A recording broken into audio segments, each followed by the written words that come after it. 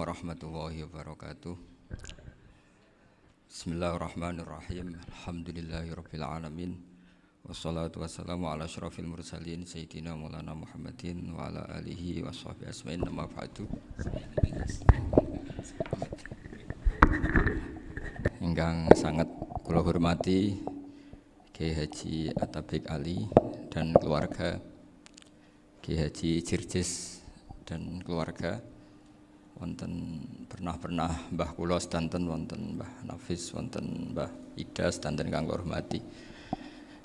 Duka Mbah niku celukan wau Gus Yofur tasarruf dipanggil adik. Kula niki tasarruf, kula niki termasuk Bani Umar, terus kula kepanggih Bani Mbah Maksum teng Mbah Abdul Aziz. Terus Mbah Nuriyah niku Mbah Mas Furiyah, terus dugi Mbah Abdul Aziz. Kula niku mbah kandung kula Fatimah binti Idrus bin Umar. Mbah Umar niku garwane namine Maimunah binti Abdul Aziz. Terus kula yang teng mriki paling dekat kalian Lek Hindun, Mbah Hindun. Iki sami-sami putu Mbah Umar.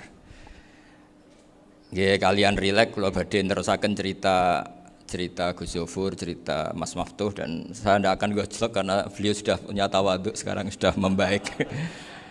Karena saya juga heran kok beliau kelihatan pinter begitu malam ini.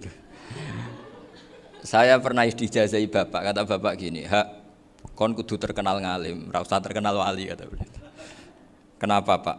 Wong nak terkenal alim itu bisa baca Wahab, Muhadzab, itu sing hasud sinau itu ya bagus karena ada kompetisi.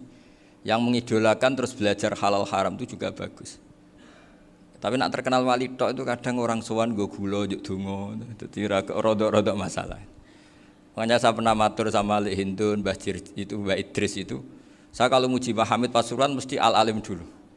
Karena itu kenangan saya, beliau itu orang alim, bisa baca Jamul Jawamek, bisa sampai ketika di Termas juga beliau diberi gelar Shahibul Jamil Jawamek.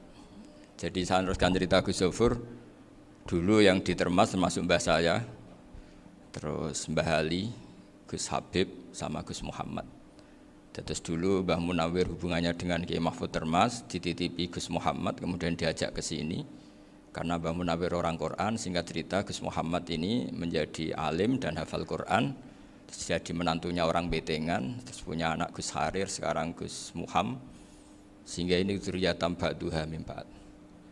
Saya sendiri istri dari Mbah Idrus, mbah saya itu orang Kudus, namanya Sofia binti Maksum bin Soleh bin Asnawi Sepuh. Jadi yang Mbah Soleh ini dulu gurunya Mbah Soleh Darat ketika ngaji di Kudus.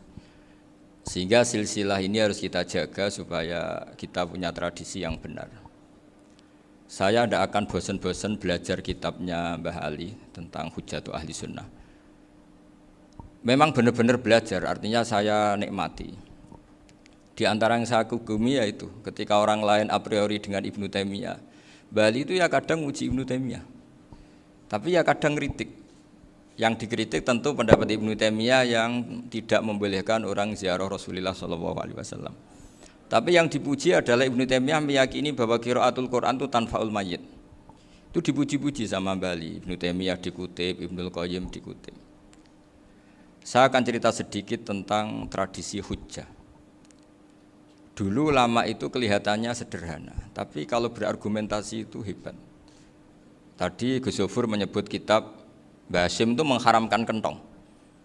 Beliau masyhur itu punya kitab namanya Al-Jasus an Tahrimin Nakus. Intinya kentong itu haram. Secara dalil ini meyakinkan sekali karena ketika Rasulullah rembukan sama sahabat, kita dengan apa memaklumatkan orang kalau waktu sholat masuk? Ada sahabat yang usul pakai kentong, dzakalin nasoro itu Nasrani. Ya pakai buk itu semacam trompet besar, dzakalil Yahud. Kemudian ada yang usul kalau gitu api ya Rasulullah, dzakalil Majus. Sehingga dari hadis itu Mbah Hasyim berpikir kentong itu haram. Tapi Mbah Fakih Mas Kumambang itu mengkritik Mbah Hasyim dengan ngarang kitab Hazur Ru'us an Tahrimin Nakus. Jadi beliau ngomentari kitab itu sambil geleng-geleng kepala. Kitab kok keliru nganti ngono. Itu jadi cara pikirannya siapa Ki Fakih. Kentong di Indonesia itu kanggo wedhus dicolong gitu. pos kampling gitu. Kalau ada banjiran ya kentong, ada maling ya kentong. Jadi nggak ada persamaan sama sekali dengan kentong yang milik orang apa? Nasrani. Sehingga di pondok saya itu ada kentong tapi jelek sekali. Karena itu satu-satunya cara supaya beda dengan kentong yang di gereja. Kalau elek kan mirip kentong di pos kampling.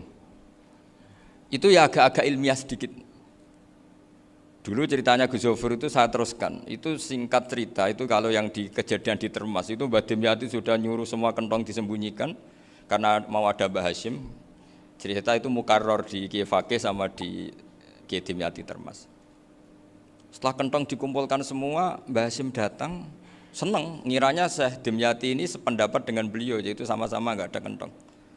Tapi setelah itu ada santri yang matur, Mbah Dim pun beres kentong pun kula delikno sedanten.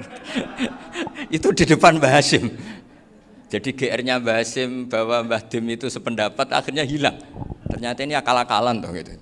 Karena santrinya matur, Mbah Dim pun beres sedanten kentong beduk sudah disingkirkan. Itu di depan Mbah Hashim. Saking lugunya santri, nah saking ikhlasnya agak ngerti mahalus syahid ini adalah Mbah Hashim. Saya mau meneruskan cerita Gus Zofur. Dulu, ini cerita dulu. Dulu Mbah Mun ngaji di Lirboyo, tapi Kiai Makhrus ngaji sama Kiai Khalil Harun. Kiai Khalil Harun itu adik juga sekaligus muridnya Mbah Umar Harun.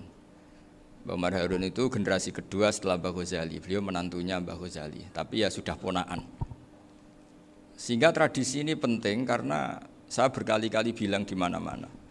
Status orang tua dan mbah itu adalah terserah anak cucunya. Bukan terserah mbahnya, tapi terserah anak cucunya. Saya tidak akan bosan mengingatkan ini. Saya pernah di makamnya Nabi Yakub, itu ya dikemuli bendera Israel. Di makamnya Nabi Dawud. Nabi Ibrahim juga dekat sinagog. Sehingga Quran membela Nabi Ibrahim disebut maka anak Ibrahimu Yahudiyya wala Nasraniyya. Karena ketika beliau berposisi di Israel, kemudian penguasanya adalah Yahudi, bisa saja makam ini ditulisi dan distatuskan ala Yahudi. Ya seperti Nabi Yakub. Nabi Yakub itu nabi yang kita yakin tentu berkeyakinan beliau orang baik, orang muslim, orang mukmin, tapi karena di desain mereka ya dikemuli bendera Israel dan disebut Abul Yahud. Karena kita tahu nama lain dari anaknya Nabi Yakub adalah Yahuda bin Yakub bin Ishak bin Ibrahim. Sehingga perasaannya orang Yahudi menjadi Yahudi itu yang ngikuti mbah-mbahnya. Nah khawatir saya ketika buyut-buyut kita kaya, buyut saya itu orang kaya dulu, namanya Mbah Durrahman. Itu kaya sekali, tanahnya banyak. Dulu cerita Mbah Hashim ya kaya sekali, Mbah Maksum juga kaya, Mbah Abdul Aziz juga kaya. Karena dulu itu inginnya kiai itu yo ketok sugih lah, gak ngel-ngelo santri. Tapi nanti kalau cucu-cucunya sudah ndak alim, itu ndak dianggap punya tanah itu karena untuk fasilitas santri. Aku tak kedonyan, mbah-mbahku ya kedonyan. Buktinya tanah yombo. Gitu. Karena dia akan menafsiri sesuai cara berpikir. Makanya sanad keilmuan yang diceritakan Gus Zofur itu harus diulang-ulang. Kalau nggak diulang-ulang, maka kita akan berpikir sendiri untuk menafsirkan masyayikhon al-kiram atau ajdadan al-kiram. Nah, ini yang bahaya, yang sering Quran mengingatkan. Jadi ada status yang disematkan oleh anak cucu kayak orang Yahuda tadi, Yahuda bin Yakub bin Ishak bin Ibrahim itu menstatuskan mbah-mbahnya yang bernama Ibrahim itu Yahudi. Sampai Quran sendiri yang bela maka anak Ibrahimu Yahudiyya wala Nasraniyya. Karena secara geografis sekarang Ibrahim di Israel dan otoritas itu juga milik mereka, sehingga mereka bisa masang-masang atribut yang menunjukkan kalau itu Yahudi. Beberapa al-alim al-alamah yang minnah itu sudah wafat dan kadang-kadang dzurriyyahnya itu tidak kita. Kalau sekarang orang bahasakan kubu sebelah. Akhirnya ya nggak boleh dikholi, nggak boleh diziarah. Terus seakan-akan yaqtaduna bi ra'yi, seakan-akan mereka berpendapat dengan pendapat syekh ini padahal enggak. Nah sehingga tradisi ketersambungan sanad tadi baik secara genetik atau secara asbab itu harus terjaga. Saya beberapa kali banyaklah sering diceritain Mbah Mun. Dulu Mbah Munawir ini cerita ya, Mbah Munawir itu hak saking senenge kitab, ben santri ini iso ngaji kitab. Itu kalau ada alumni Lirboyo, alim disuruh baca muin di sini itu Mbah Munawir ikut. Saking ingin tasjeknya, ingin ngajari santri bahwa ngapal Quran itu hafal tok, tapi yo paham. Dan penggalinya Mbah Munawir itu sampai klimaknya dulu Mbah Zaini itu nate nikah sama Nyai Komariah kalau nggak salah, binti Karim, binti Manap. Punya putra Gus Habib, Gus Toha yang diantara putrinya dinikahi Gus Rosin ini. Terus akhirnya kesampaian juga ketika Mbah Munawir punya mantu alim alama namanya Mbah Ali Maksum, angsal Nyai Hasyimah. Sampai Pondok Kramcak makruf bil ilmi, terutama ilmu sorof dulu karena Mbah Maksum itu komplain, fa'ala ya fulu kok terus fa'lan ya fa'ala ya fulu ya uf'ul gitu kan. Masuk fi'il kok jejer isim gitu. Jadi dulu kata Mbah Mun itu ada persaingan ilmu sorof, sorofnya Mbah Maksum Ali Kuaron sama Mbah Ali Maksum Jogja. Jadi wali antok yang satu Maksum Ali Kuaron, yang satu Ali Maksum. Ya itu dulu saingan ngarang sorof. Nah ini yang menang siapa? Ya terserah duriannya. Kalau duriannya keren ya menang karena terserah yang kampanye. Saya bayangkan adekan Mbah Zubair tidak punya anak sealim Mbah Mun, mungkin kalau Mbah Zubair juga tidak sewow kalau punya putra Mbah Mun. Karena saya berkali-kali bilang kalau dalam syair Arab itu kama takarroma, kadang dilafatkan kama tasyarrofa bi Muhammadin adnanu. Orang berpikir Adnan itu siapa? Itu karena ada Nabi Muhammad SAW. Orang mencari-cari Mbah Mun itu mencari Mbah Zubair karena ada Mbah Mun. Orang mencari Mbah Dahlan karena ada Mbah Zubair. Wong kok alime ngono iku bapake sapa? Wong kok alime ngono iku putune sapa? Tapi kalau kita ini sudah ndak alim, ini orang sudah enggak tertarik nyari-nyari leluhurnya karena dianggap selesai. Jadi yang dengan tanda kutip yang menghabisi mbah-mbahnya itu ya mesti cucunya itu. Ini mau ngamuk, mau peringatan, tapi ini juga peringatan pada diri saya sendiri. Jadi sehingga zuriyah ini penting. Kenapa para nabi mesti donga zuriyatan thayyibah? Kenapa selalu berpikir tentang zuriyah? Wa ja'alaha kalimatam baqiyatan fi aqibi. Karena zuriyah ini yang nanti bisa menstatuskan leluhurnya. Seperti tadi cerita Mas Maftuh ini tak puji betul. Saya hari ini tidak ingin gojlok supaya kewalian saya tidak tergerus oleh kedoliman. Saya pernah diceritain Gus Zofur, juga sering baca buku tentang Mbah Maksum. Dulu Mbah Maksum kalau wasiat kembali ya gitu. Kamu harus NU dan harus mempertahankan NU, tapi tidak dengan cara membenci Muhammadiyah. Dulu Mbah Mun juga sering cerita, dulu Mbah Hasyim itu ngaji Syekh Mahfud. Nah, Mbah Ahmad Dahlan dulu namanya Darwis sering ngaji sama Syekh Khotib Minangkabau. Zaman itu Syekh Khotib sudah modern, sudah ikut gerakan Abdu, gerakan Almanar. Sehingga bawaannya Mbah Ahmad Dahlan ini agak agresif. Yang Mbah Hasyim karena hanya mulazim di Syekh Mahfud, hanya sesekali ngaji Syekh Khotib, beliau lebih seperti itu. Dan dua beliau ini sama-sama pernah ngaji Mbah Soleh Darat di Semarang, Mbah Hasyim sama Mbah Ahmad Dahlan yang dulu namanya Darwis. Jadi ini masih min muskatin wahidah mimam bain wahid. Sehingga kita tidak kaget ketika Mbah Ali Maksum mengomentari Muhammadiyah itu masih ahli sunnah wal jamaah. Makanya nanti terakhir saya baca kitabnya Mbah Ali dan sering saya pelajari. Andai kan kita ini sepakat dengan ilmu, ya kita tahulah. Kalau Abu Hanifah itu tidak kunut, Imam Syafi'i kunut, berarti kunut itu mazhabnya Abu Hanifah, bukan mazhabnya Mbah Ahmad Dahlan. Apa tidak kunut itu mazhabnya Abu Hanifah, bukan mazhabnya Mbah Ahmad Dahlan. Kita kunut itu mazhabnya Imam Syafi'i, bukan mazhabnya Mbah Hasyim. Ini semuanya masih dalam bingkai ilmu. Adzan qabla subhi juga riwayatnya jelas. Tidak adzan ya sudah perilaku kita sudah jelas. Dulu Mbah Mun sering didik kita gitu. Saya sering dengar cerita kalau dulu Pak Arif Fakhruddin begitu hormat sama Mbah Ali, apalagi dzurriyyahnya Mbah Azhar Basir, karena beliau dulu ngaji di Termas. Dulu itu enggak ada masalah karena semuanya dianalisis pakai ilmu. Tapi sekarang pakai identitas, yang kunut itu NU, yang enggak kunut Muhammadiyah. Berarti Abu Hanifah itu Muhammadiyah, Imam Syafi'i itu NU. Berarti Imam Syafi'i itu ya anak buahnya Ki Miftahul Ahyar kira-kira gitu kan anak buahnya Pak Said Akil. Kan terus jadi repot. Dulu kita ini pengagum ilmu bukan pengagum perbedaan. Sehingga di sini yang saya kagum dari sekian ceritanya Mbah Ali Maksum, supaya kitab ini to the point, supaya enggak lama-lama karena waktunya juga. Nanti kalau kemalaman ini kena semprit ini sudah. Ini diantara yang diceritakan Bali itu unik.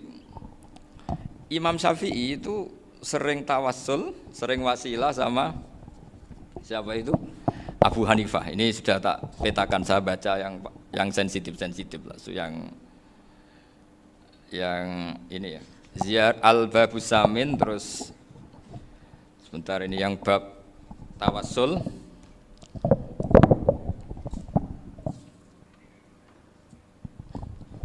Ini halaman 90, mungkin santri-santri kerapjak bisa ngecek lagi di kitab Hujatul Ahli Sunnah. Ketika cerita tawassul, di antara yang diceritakan Mbah Ali Maksum adalah perilaku ya, bukan sekedar statement tapi apa? Perilaku. Perilakunya Imam Syafi'i atau ahwalnya kalau bahasa halusnya, yang selalu ke makamnya Abu Hanifah untuk tawassul.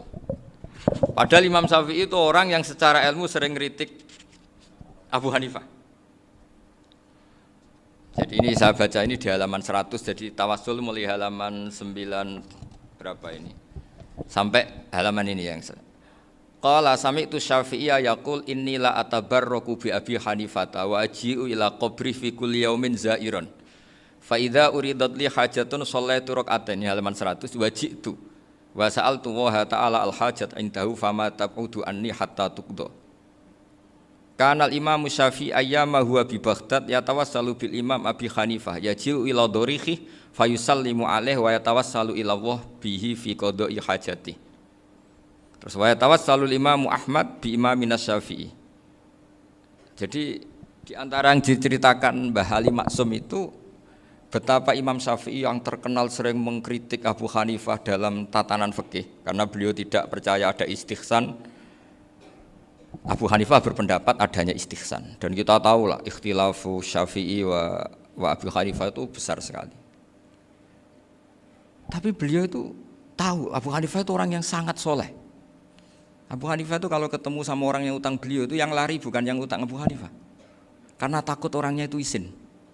Jadi kalau ketemu yang utang di jalan itu yang sembunyi itu Abu Hanifah. Kenapa engkau sembunyi? Ada yang utang saya lewat, nanti orangnya malu. Jadi setingkat Robi'ah Adawiyah itu beliau di rumah ada maling itu sembunyi. Ditanya kenapa engkau sembunyi? Malu, gak ada yang dimaling. Malu sama malingnya karena serumah itu gak ada barang yang layak dicolong itu. Itu Robi'ah dia sembunyi. Itu yang bisa niru itu Abu Hanifah. Jadi wali-wali besar ini ternyata saling menghormati dan saling tawassul. Nah saya berharap tawassul ini bukan sekedar perilaku sosial, tapi memang ada sanadnya. Sehingga terus diceritakan Bali di sini dulu istaqa Umar bil Abbas. Kata siapa tawassul harus dengan Rasulullah SAW? Dulu istaqa Umar bil Abbas. Sayyidina Umar itu tawassul istisqa dengan Sayyid Abbas. Padahal kita tahu Sayyid Abbas ini tidak nabi. Terus beliau cerita sampai Imam Syafi'i tawassul sama Abi Hanifah. Sehingga nggak ada perdebatan itu kan Umar. Kalau Umar kan ada jaminan boleh diikuti karena beliau sahabat. Bali cerita tentang Imam Syafi'i yang tawassul dengan Abu Hanifah. Seargumentatif itu. Maka saran saya kepada alumni Kerapjak, santri-santri Kerapjak, karena saya hanya berani ngomong sama santri Kerapjak, sama mas saya hanya ada berani kalah sepuh. Itu tradisi keilmuan itu harus dijaga dengan hujjah dan dengan tadwin, dengan pembukuan. Saya punya sekian cerita ya, misalnya dulu kita mungkin iskal itu janggal. Kenapa sih orang Islam tukaran sama orang Islam itu? Sehingga di antara doa Nabi yang enggak dikabulkan Allah, enggak boleh dikabulkan sama Allah, enggak boleh, bukan berarti enggak mustajab. Redaksinya famana aniha, memang enggak boleh. Redaksinya bukan falam yastajib lahu tapi famana aniha. Di Al-Marrah As-Salisa ini Nabi dilarang, yaitu melarang umat Islam itu jangan sampai tukaran sama umat Islam sendiri. Itu kata Allah, ya enggak bisa kata Allah, kalau itu enggak saya kabulkan. Itu dulu guru-guru kita nyontohkan sederhana. Kira-kira kalau saya tukaran wek Gus Zofuru mbah mun luwih ikhlas timbang ditukari wong liya. Nek ana kakak ditabuk adik wong tua luwih ikhlas timbang ditabuk tangga. Barokahnya membaca kita lebih mentoleransi. Kalau ada Mbah Hashim dikritik Mbah Fakih Mas Kumambang, kita ikhlas itu. Tidak dikritik guru PAUD itu kan. Atau dikritik orang-orang yang enggak bisa ngaji. Artinya ternyata keliru kita bilang kiai kok tukaran, justru bagus kiai tukaran dibanding kiai dikritik guru PAUD atau dikritik orang-orang yang enggak bisa baca kitab. Akhirnya barokahnya baca kita menjadi tahu. Dulu Mbah Mun sering cerita, ini masih cerita silsilah ya. Jadi Mbah Ali Maksum tadi kita tahu di antara guru besarnya Mbah Ali Maksum tentu Mbah Mahfud Termas. Beliau adalah adik dari Kiai Mahfud Termas. Mbah Dimyati ini adik Kiai Mahfud Termas. Itu punya saudara namanya Abdul Razak, juga punya saudara namanya Dahlan. Itu yang membawa Thariqah Syadziliyah di Solo Raya. Yang sekarang alhamdulillah diteruskan Gus Wafi. Dulu di antara pesannya Mbah Mun ke saya, hak Wafi kandani kon ziarah ning Mbah Dimyati. Mergo Thariqah Syadziliyah dulu itu yang bawa keluarganya Mbah Dimyati. Jadi semuanya ini masih dzurriyyatan ba'duha min ba'd. Nah, pesan saya karena tadi Mbah Munawir yang termasuk orang pertama yang bawa Quran, bawa qiraah sab'ah. Kenapa saya bilang termasuk? Karena kalau bilang paling yang pertama ini nanti butuh data. Dan itu agak kerepotan lah. Tapi yang jelas mimman istahara lah. Mimman istahara yang membawa sab'ah ke sini itu adalah Mbah Munawir. Terus beliau ngajarkan diantaranya ke Mbak Arwani pakai kitab Satibi, pakai kitab Nazmus Satibi. Terus Nazmus Satibi itu diteruskan oleh Mbak Arwani, ditulis. Yang nulis dulu Mbah Dola Salam. Bapak saya itu murid Mbah Dola. Dulu Mbah Dola sebelum ke Mbak Arwani ngaji sama Ki Said di Sampang.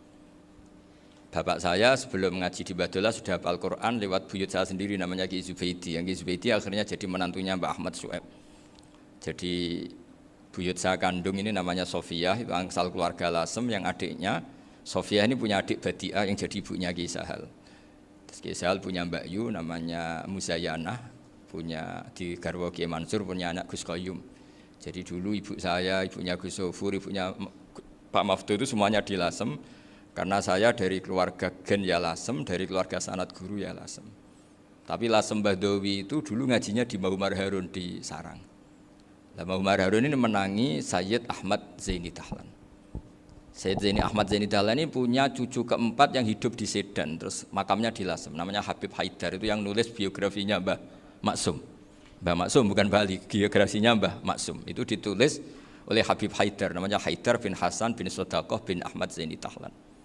Nah, Habib Haidar ini menantunya Sayyid Hamzah Sato. Hamzah Sato itu Hamzah bin Abdullah bin Umar. Itu kakaknya Sayyid Abi Bakar Sato, Sohibul I'anah. Nah, Sayyid Umar ini yang dulu ngajari mbahnya Mbah Mun namanya Ahmad bin Syuaib. Nah, di antara ajarannya adalah baca kitab-kitab kecil yang bisa dihafal. Dibawalah ke sarang jadi metode muhafadzah. Tapi kemudian lama-lama oleh pondok itu jadi syarat kenaikan kelas. Dulu nggak ada muhafadzah untuk kenaikan kelas ya, supaya orang alim itu harus hafal. Lama-lama dipakai syarat untuk muhafadzah. Jadi semua ini sanad harus kita ingat supaya kita bisa menjaga tradisi. Termasuk tradisi ini kiai seneng jagungan, terus ngomong ra penting. Itu juga sanad. Setahu saya Mbah Mun itu kalau ketemu bapak ya guyon terus. Saya punya kenangan tuh yang dulu agak iskal tuh begini. Ada isu lah, entah isu entah hoax entah apa, ada kaji itu agak beling itu, pokoknya beling lah gitu.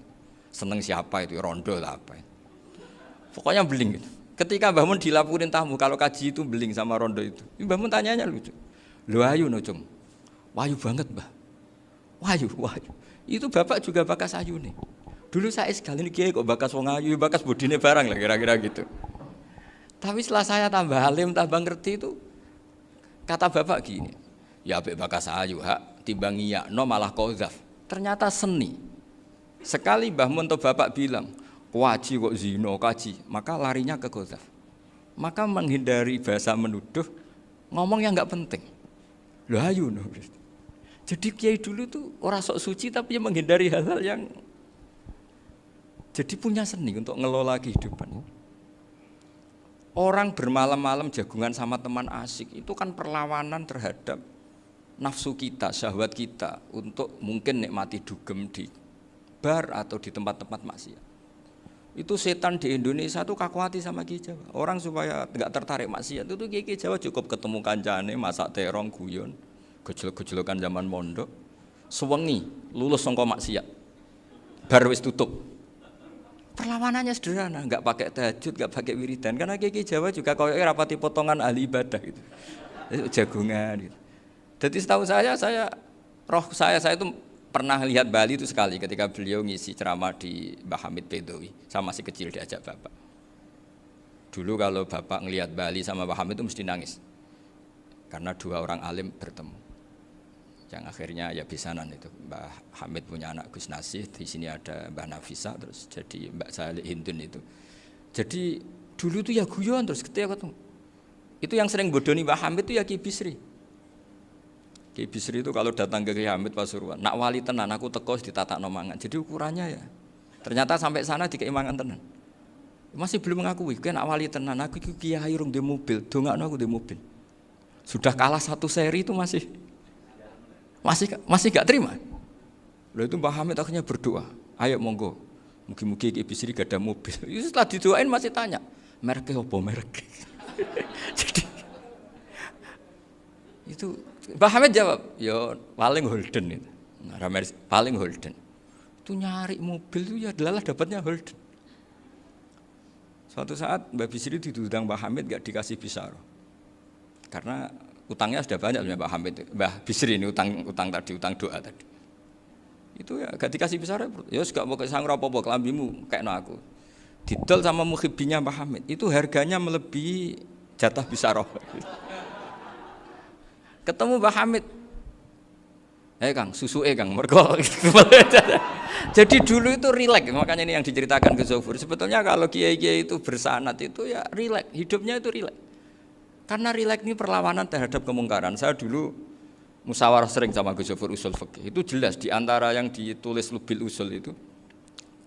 Ya kita tahu tadi misalnya sanad usul fikih, Mbah Ber itu sangat al-usuli Kiai Zubair Dahlan, abahnya Mbah Mun.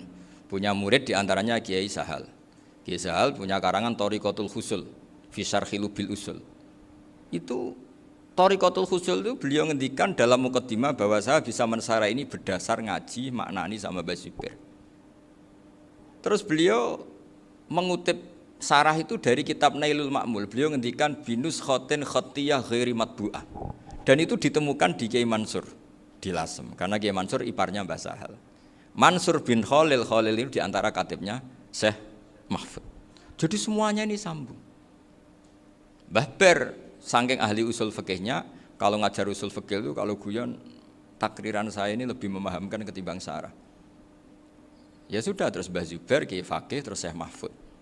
Di sini Syekh Mahfud termasuk orang yang dekat Mbah Munawir sampai putrane Mbah Mahfud namanya Gus Muhammad dibawa Mbah Munawir, kemudian mondok di Termas diantaranya terus dinikah jadi menantunya kalau nggak salah Haji Taslim di Betengan, kemudian sekarang juriannya Mbah Mahfud di Betengan. Ini nggak boleh hilang secara seperti itu. Diantara di usul fikih diterangkan ketika diantara 5 hukum itu ada yang bernama mubah. Mubah itu boleh dilakukan, boleh ditinggalkan, dan kalau dilakukan ya tidak berpahala, tidak disiksa. Itu ada ulama yang protes nggak bisa seperti itu. Itsma min mubahin ila wa tahaqqaqu bihi tarku haramimma. Fail zamu minas sukun tarkul qatli wa minas sukut tarkul qadaf. Tidak bisa, mubah itu tidak ada. Kalau kiai jagongan semalaman, itu Allah ngitungnya itu hada taroka dugem, wahada taroka delok dangdut, wahada taroka kada wa kada. Oh, itu luar biasa. Dan kita ngikuti yang seperti itu saja. Gak usah tahajud, gak usah witir telulas kaya ora kuat timbang gremeng wis.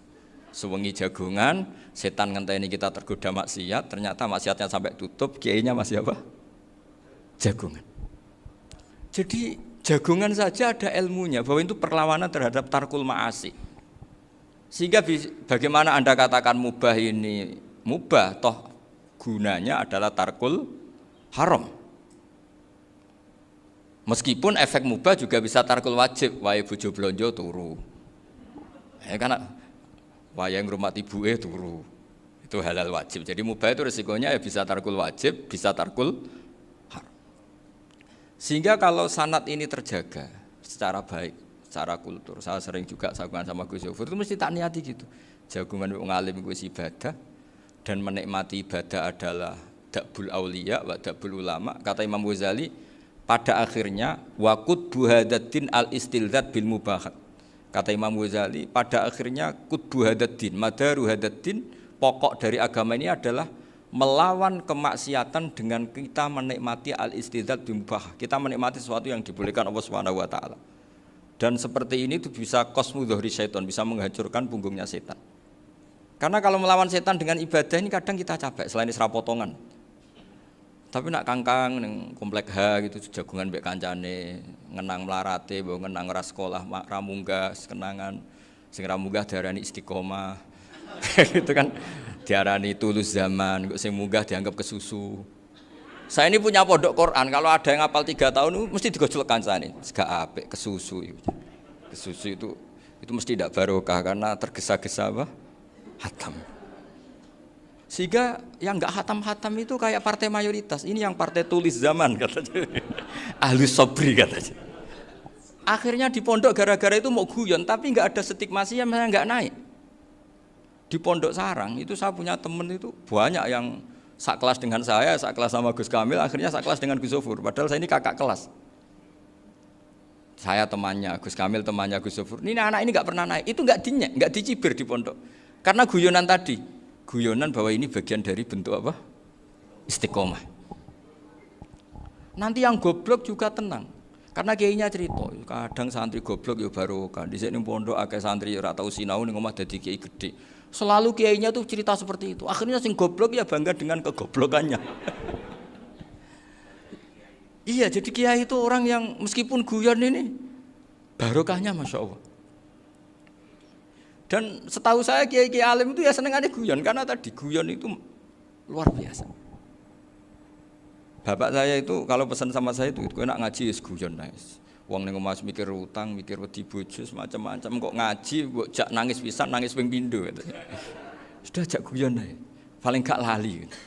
Dan beliau punya dalil kul bi fadlillah bi rahmati fa bidzalika falyafrah. Jadi jangan sampai orang ini farah bil maksiat, jangan sampai orang itu. Dan ini yang saya kenang dari sekian cerita murid Bali, Mbah Ali Maksum ya senangane guyon. Gejol-gejolkan mbek santri guyon. Ini saya maklumatkan ke semua santri beliau bahwa ini bukan sekedar guyon.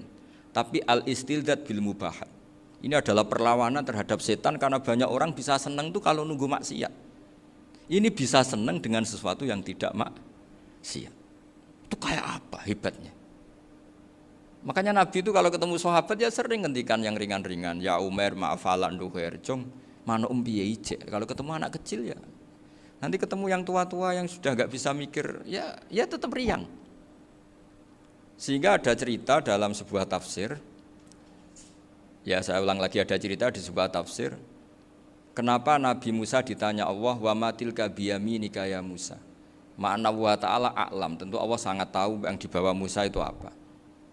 Karena Allah tahu Nabi Musa itu grogi. Orang dipanggil Mbah Ali Maksum pasti grogi, santri dipanggil Mbah Mun pasti grogi. Kenangan saya setiap dipanggil Mbah Mun ya mesti tanya, yang ringan-ringan, wis sarapan ha. Arung sarapan ya sarapan. Pas sarapan ya kan tanduk mangan sing enak wong santri ora tau mangan enak. Ya enggak pernah ngomong yang penting, ngendikan yang penting. Nah, karena Nabi Musa ini grogi, ini sebagian tafsir. Itu ditanya yang ringan, saha iku nggawa apa?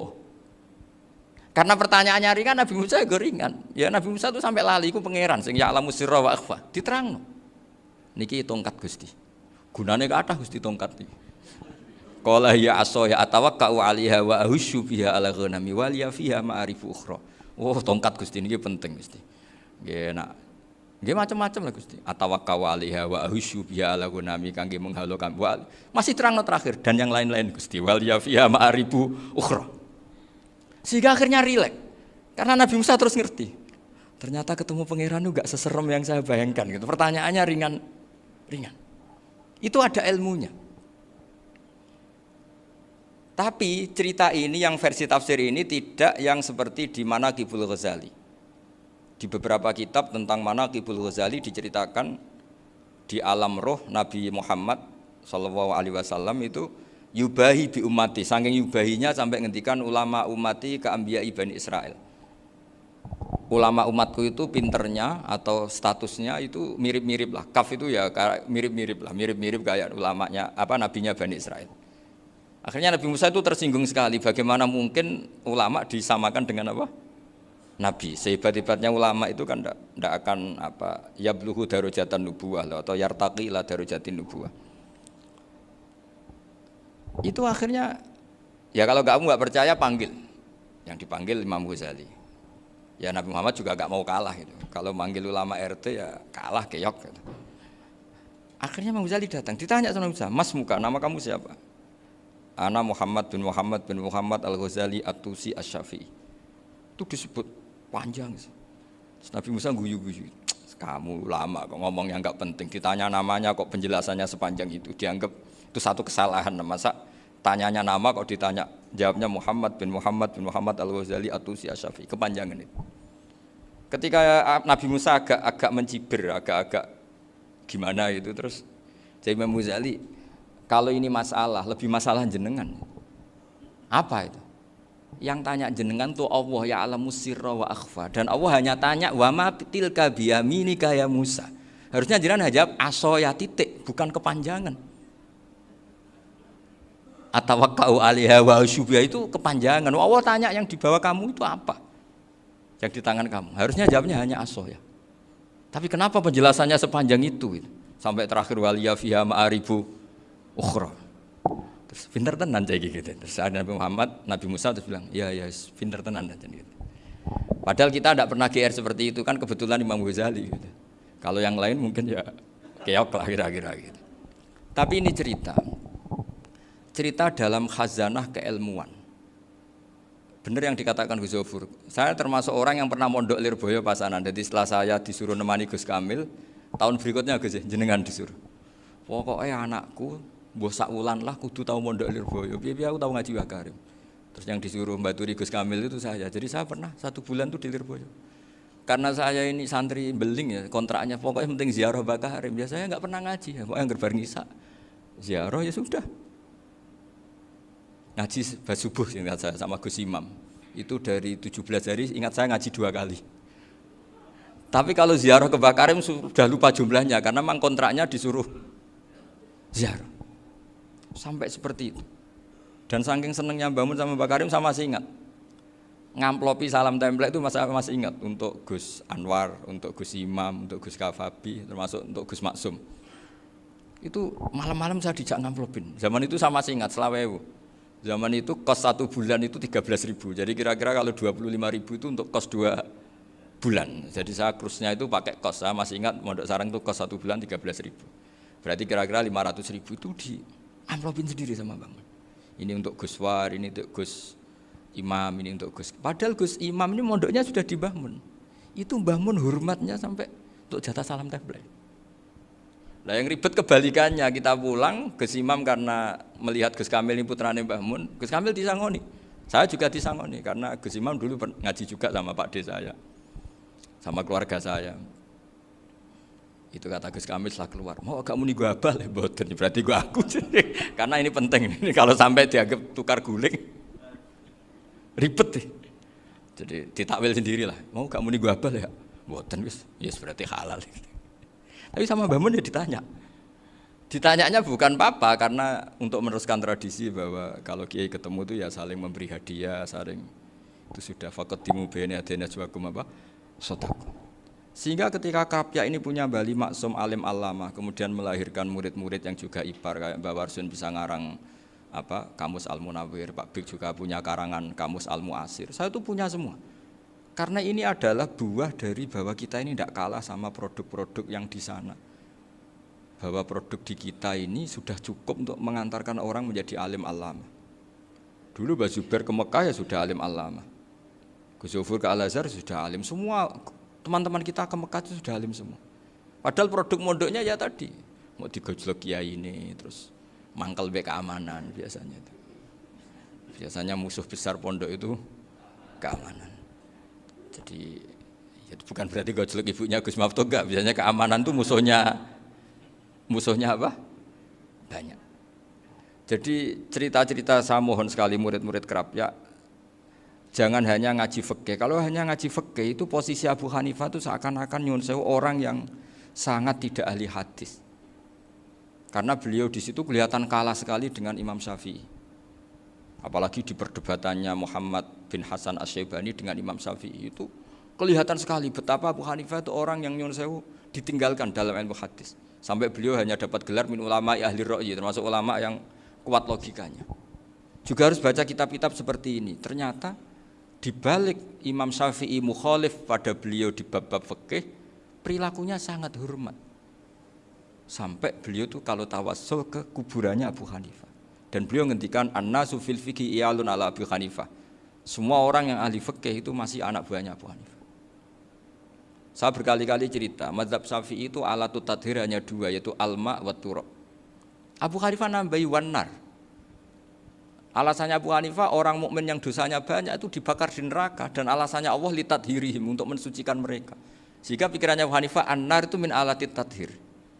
Apa yang terjadi ketika bata itu batu bata yang dibakar, di situ campur teletong, campur apa-apa, itu kalau sudah mazhab Abu Hanifah selesai, sudah suci, karena sudah ngelewatin pembakaran. Meskipun kita tidak akan kalau kehilangan air terus wudu dengan api, bisa bunyak semua itu. Tapi apapun itu menjadi solusi. Sehingga saya punya kitab namanya Ikhtilafu Malik, Ikhtilafu Malik wa Abi Hanifah atau Ikhtilafu Syafi'i ma Abi Hanifah. Itu kelihatan sekali kalau Abu Hanifah itu nyuruh posisinya kalah. Karena yang ngarang orang-orang Syafi'i. Tapi kalau melihat kitab-kitab kewalian, misalnya di kitab Mizan Kubro ini juga sering disebut itu Mbak Ali Maksum tentang Imam Sa'roni. Berkali-kali beliau mengutip Mizan Kubro. Itu Abu Hanifah adalah orang yang sangat mukasyafah. Artinya ketika Nabi cerita air wudhu itu menjatuhkan dosa, tidak ada air wudhu yang jatuh ke kamu kecuali saat itu juga dosa kamu jatuh. Itu beliau datang ke Madharota Kufah. Kemudian beliau bilang sama si orang tua tadi, tub anizina. Orangnya terus bilang atubu minazina. Ada lagi pemuda datang dibilangin tub an ukuki walideka. Terus bilang tub tu an ukuki walidayya. Sampai yang terakhir ada tub an simai alatilahwi atau an samai alatilahwi. Terus tub tu an samai. Ketika orang itu ditanya, kenapa engkau begitu tahu dosanya apa? Saya tahu air wudhu ini menjatuhkan apa. Jadi kira-kira kalau zina mungkin ya batang babi lah. Kalau hanya sekedar melihat bak-bak mungkin ya curut atau tikus lah kira-kira gitu. Nak delok sediluk ya mungkin ya tikus cilik gitu. Nak delok suwi ya tikus werok itu atau apalah. Pokoknya beliau itu tahu. Tapi anehnya Abu Hanifah apa? Setelah itu dia nangis minta mukasafahnya ditutup. Ya Allah, saya ini mukasafah kok malah menjadi tahu sawatil mukmin. Padahal aturan syariat jenengan man satara musliman satarahu, bahwa enggak baik melihat jeleknya orang mukmin. Minta ditutup. Makanya saya ini bangga ada mukasafah. Makom yang kita sampai sekarang itu makom setelah Abu Hanifah mukasafah. Jadi Abu Hanifah repot-repot mukasafah, minta makomnya ditutup tidak menjadi mukasafah. Dan alhamdulillah kita sudah tidak mukasafah sebelum minta ditutup. Jadi kita ini keren. Keren karena aturannya itu man satara musliman satara huwa, yang tidak tahu aibnya orang muslim maka Allah akan nutupi aibnya di akhirat. Dan kita alhamdulillah barokahnya tidak mukasafah, tidak ngerti aibnya orang mukmin. Jadi kita harus pakai patokan ilmu. Saya ulang lagi, kita harus pakai patokan ilmu. Makanya saya tahu betul ketika Kiai Hamid Pasuruan, beliau dulu ngaji Jamul Jame, ngaji Juman, Bali Maksum di sana sama Gus Habib, sama Gus Muhammad bin Mahfud. Termasuk mbah saya kandung dulu Kiai Siddiq, mbah saya yang dari itu juga ngaji di Termas. Bapak saya dulu Kiai Nur Salim ngaji di Buyut Baiti. Dulu itu kawin juga sederhana, kayak cerita Gus Zofur. Jadi bapak saya kandung itu Kiai Nur Salim itu ngaji di Mbah Baiti. Mbah Baiti itu adik kandungnya buyutnya saya dari ibu. Nah Mbah Baiti itu teman akrabnya mbah saya namanya Kiai Nur Sam, Mbah Nur Sam. Singkat cerita terus Nur ke Jorabi nak rata-rabekno itu. Setelah bapak saya ke Badullah mau ditawarin jadi mantu, kata bapak saya kula pun dipek mantu Mbah Baiti. Akhirnya dapat ibu saya itu. Karena ibu saya itu cucu Mbah Baiti, cucu lambung. Jadi mbahnya ibu saya itu Mbak Yunya Mbah Baiti. Namanya Mbah Sofia tadi yang dapat Mbak Idris itu. Yang Mbak Idris ini bin Umar. Ya Mbah Umar yang mbahnya Mbah Hamid, Hamid bin Abdul bin Umar. Kalau bahasa itu Fatimah binti Idris bin Umar. Dulu kecilnya Mbah Idris namanya Abdul Khalik. Kalau kecilnya Mbah Hamid namanya Abdul Mukti. Kalau kecilnya Mbah Maksum namanya Muhammadun kalau nggak salah. Dulu itu orang dulu itu namanya dua-dua karena diganti ketika musim apa? Haji. Jadi ini terjaga. Sehingga tidak ada ceritanya kiai-kiai yang jagongan kemudian santrinya itu yang agak-agak khawarit. Kiai kok sungi-sungi jagongan, gak tahajud, gak duha, itu tidak ada seperti. Karena ini dianggap fi'lul mubahat untuk melawan mungkarat. Jadi sehingga di kitab Ikhya diterangkan, kamu jangan ngira orang-orang soleh ketika jagungan itu min ahlil bitolah wa takasul. Itu orang-orang yang pemalas itu enggak. Tapi mereka bisa mengasyiki Allah. Bahwa dalam jagungan ketemu teman ya asik, gejol-gejolkan sama Pak Maftuh ya asik. Dan keasikan ini bentuk perlawanan terhadap keasikan harus dengan maksiat. Itu kayak apa kalau kita ngaji sampai seperti itu? Termasuk tadi yang diceritakan Pak Maftuh kitab Hunyah. Semoga beliau cerita juga pernah belajar. Saya pernah belajar kitab Hunyah khatam. Itu diantara yang diceritakan Syabdul Qadir Al-Jilani tadi kata beliau Al-Jilani dipakai Jim Al-Jilani. Ini agak beda dengan kita. Mbah Zubair itu punya kitab namanya Al-Qolaid Al-Uluiyah. Beliau menfatwakan nama-nama ajam itu kamu bebas. Ajamiyun fasna bihi masyita. Sehingga kita kalau punya kiai harus mau qolal ustukhri, sehingga mau qolal istukhri. Tirmidzi juga nasibnya sama. Qolat rawahut Tirmidziyu, sehingga rawahut Turmudziyu. Yang satu rawahut Tarmidhiyu. Ya karena kita keluarganya Tarmidhi apa enggak gitu. Makanya kata Mbah Mun sama masih ingat. Kata cerita Gus Zofur tadi, adabnya Gus Zofur itu cerita tentang keluarga ibunya. Padahal keluarga ibunya juga orang-orang soleh yang luar biasa. Itu kata Mbah Mun, kowe roh jenenge Imam Bukhari tahu ya. Jenenge sapa? Saya nyebut Muhammad bin Ismail bin Ibrahim bin Mughirah bin Bardasbah. Lah iya Bardasbah mbok waca Bardisbah yo. Lah cara kene mbok Parmin mbok Parlan ngono. Jadi Bardisbah mbok Bardasbah iku cara kene yo Parmin mbok. Iku rak Mbah Fadl Senori dadi kabeh diwaca Arab. Jenenge Mbah Umar Harun. Dhisik yo wong Sarang, Mbah Harun mbok kira nang yo ora roh, wong dhisik yo wong kuno. Jadi kalau versi Mbah Fadl termasuk yang pertama bikin nasab Mbah Maksum itu tulisannya Mbah Fadl yang dikutip Habib Haidar tadi. Ya saya seperti Gus Zofur juga mencari-cari hubungan ulama-ulama di Jawa. Itu Mbah Mun itu kalau bicara mbahku ono sing jenenge Kiai Serut. Kalau ditulisannya Mbah Fadl itu Syaraf. Jadi Mbah Fadl itu fanatik orang-orang alim itu ditulis Arab, kalau Mbah Mun itu Jawa. Dulu itu ada wali seto di daerah saya. Dulu orang ya janggal, ternyata ada sato itu kesamaan di Arabnya itu. Sehingga kiai-kiai itu ada fanatik Tirmidzi, Turmudi, Tarmidzi, Jilani, Jailani karena ajamiyun fasna bihi masyita. Jadi kalau nama-nama ajam semongko lah baca sekenanya sementing. Cuma mungkin tahqiqnya benar Pak Maftuh tadi memang di Mu'jamul Buldan itu Al-Jilani bikasri jim ya sudah kita baca Al-Jilani.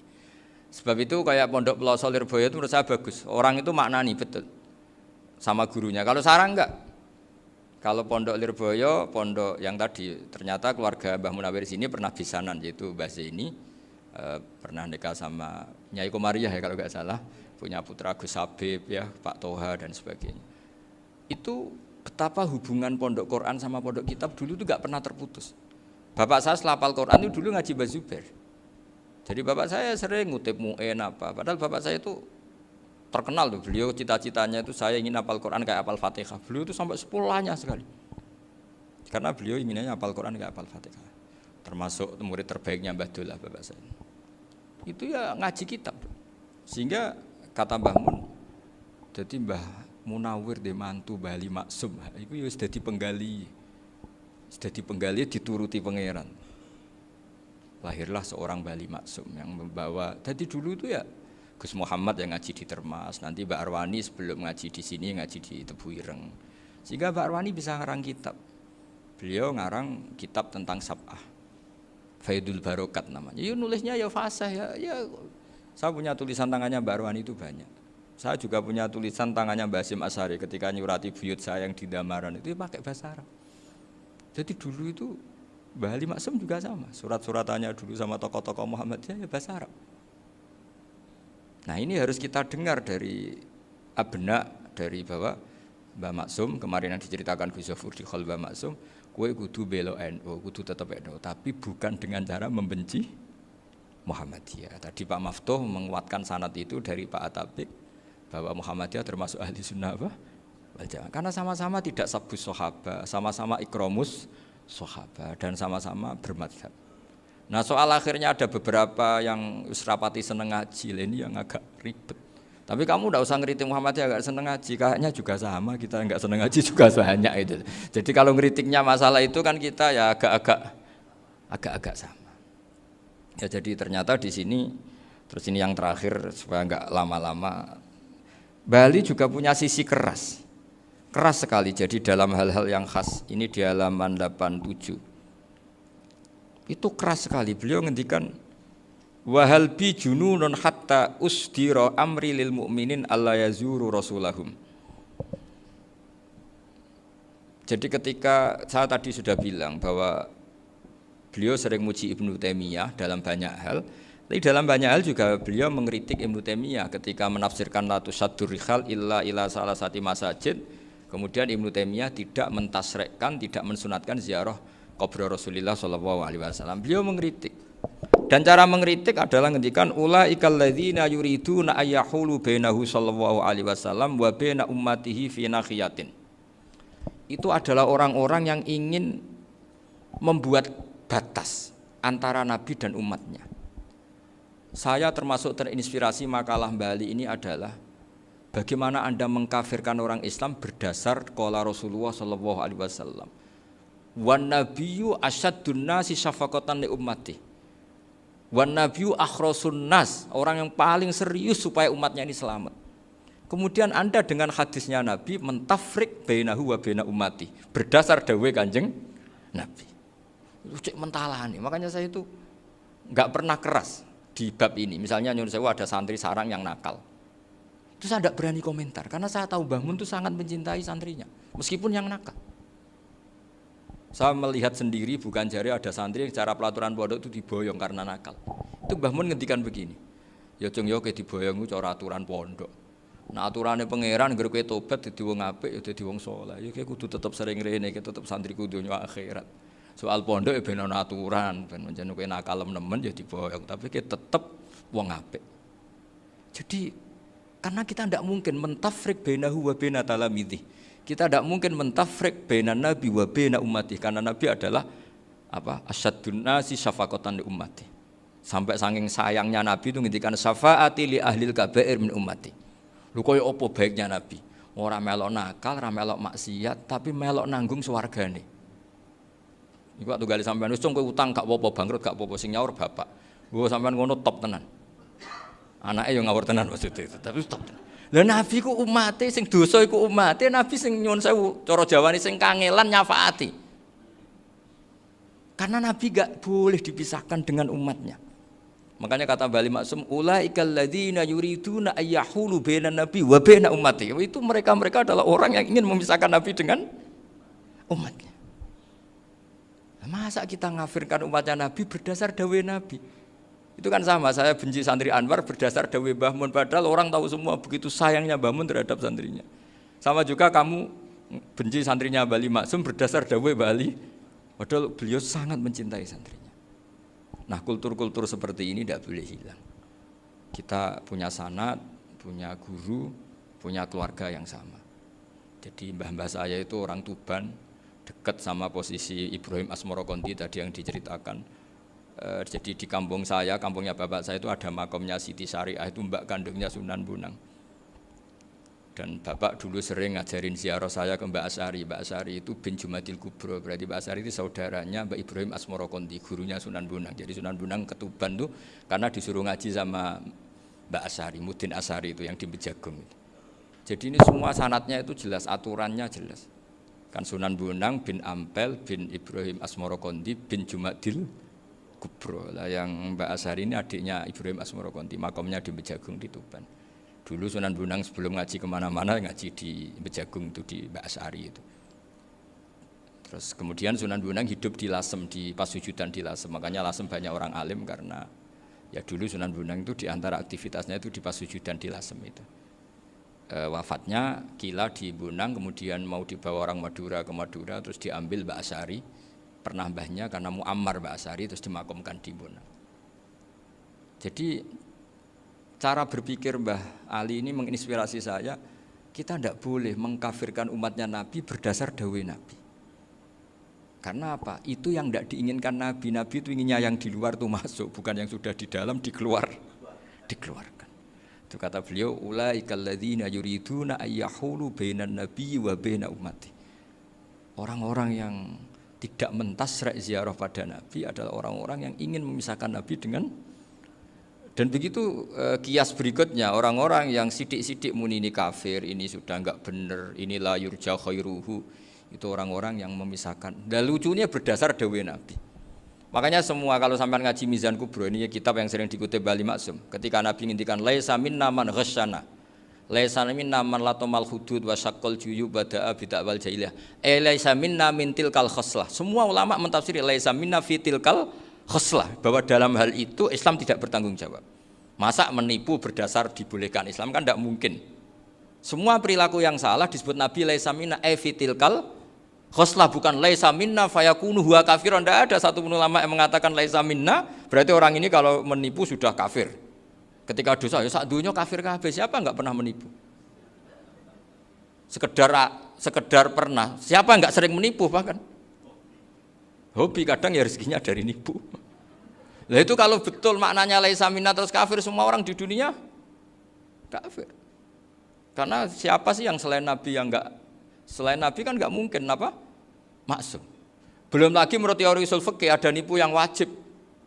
Ya kan, misalnya kita orang baik ketemu orang dolim yang memburu perempuan mau diperkosa terus bersembunyi yang kita tahu, kita wajib nipu apa wajib jujur? Ketika orang dolim tanya, perempuan tadi kemana? Wajib nipu apa wajib jujur? Wajib nipu, karena kalau kita jujur berarti memberi peluang orang dolim menemukan buruannya. Jadi betapa alimnya.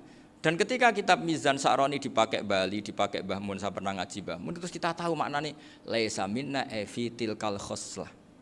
Sehingga kita tidak mengatakan laisa minna dengan terjemahan letterlek tidak termasuk umatku. Kita tidak akan menambahi fakta frek fayakunu kafirun, tidak akan selamanya. Karena maknanya laisa minna fi tilkal khoslah. Kenapa kita selalu begitu? Karena enggak mungkin kita memisahkan umatnya Nabi dengan Kanjeng Nabi berdasar dawuh Kanjeng Nabi. Karena Nabi adalah berstatus bil mukminina raufur rahim. Ya, terus ini mohon maaf sekali ini yang saya bisa, tapi saya mohon kajian kitab Ahli Sunnah saat tadi sudah matur Gus Afif, Gus Picon itu, supaya kitab ini ditakriri lah, supaya apa ya, lebih apa ya, dan yang nakir harus santrinya, jangan bebankan saya. Ini santri yang pernah mulai sama-sama. Biasanya kalau orang NU pesantren terus orang usul jenengan mawon. Senenge lempar-lemparan, itu kata bapak saya, tawadhu itu keliru aja. Tawadhu itu aslinya wong ra tanggung jawab, ben ketok Islami bebo tawadhu aja. Jadi tawadhu itu orang yang sebetulnya enggak punya tanggung, ben kesane Islami pura-pura tawadhu. Jadi, tapi saya mohon lah, ini kitab ini bagus sekali. Di antara yang saya senang adalah beliau cerita kalau Imam Syafi'i sering tawassul sama Abi Hanifah. Padahal kalau kita ngaji di kitab-kitab fikih, Abu Hanifah itu kayak tersangka lah. Di bab ilmu apa? Hadis. Sampai biasa kan di kitab Minhajut Thalibin, walaysa li Abi Hanifah hadisun sahihun. Jadi habis cerita madzhab Malik, madzhab Syafi'i, terus walaysa li Abi Hanifah madzhabun apa hadisun. Wah, kasihan ini. Tapi kalau kamu ngaji Mizan Kubro, Abu Hanifah ini dapat posisi. Karena mesti Mizan Kubro ngendikan farajal amru ila martabatayil mizan. Kemudian dua mazhab ini sama-sama benar, tinggal kamu milih yang musyaddid apa yang mukhaffif. Milih dosis tinggi apa dosis ringan, monggo. Dan itu saya ulang lagi, kitab-kitab yang sering dibaca Mbah Ali Maksum, kemudian Mbah Mun, guru-guru kita. Dengan demikian maka benar Gus Sofur tadi, kultur kita, tradisi kita tetap terjaga. Mohon maaf. Assalamualaikum warahmatullahi wabarakatuh.